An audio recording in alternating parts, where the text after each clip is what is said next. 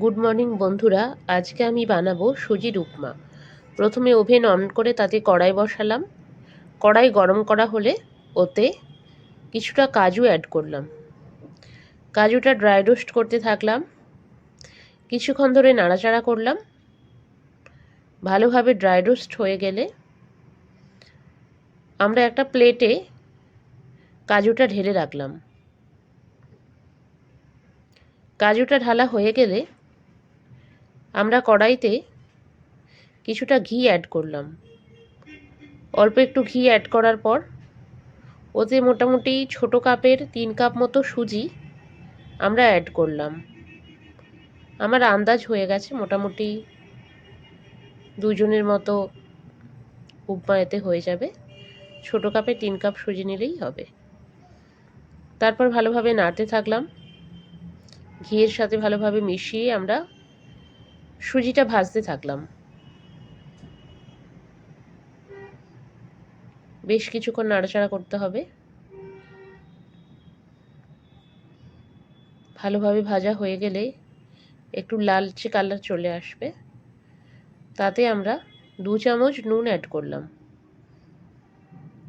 Add করার পরে আবার আমরা ভালোভাবে সুজিটা নাড়তে থাকলাম। আপনারা দেখতে থাকুন বন্ধুরা। মাঝখানটা একটু ফাঁকা করে নিলাম। এটা চটজলদি প্রসিডিওর। ওখানে দিলাম সাদা তেল।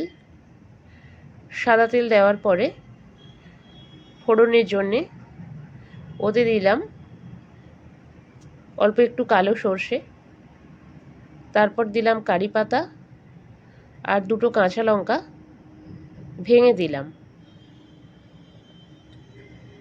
আপনারা দেখুন বন্ধুরা কত স্পিডে কত সহজ প্রসেসে করা যায়।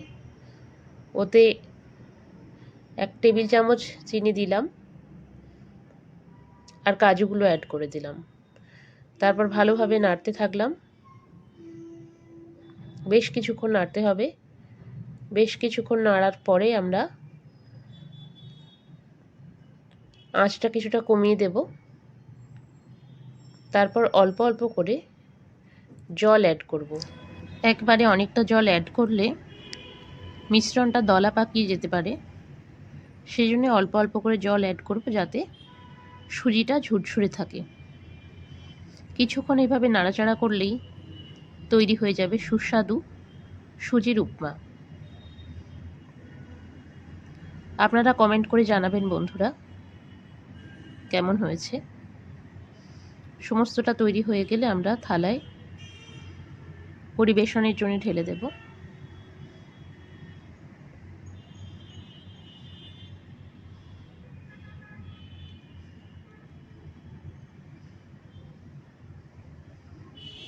আপনাদের কমেন্ট আমার কাছে খুবই মূল্যবান।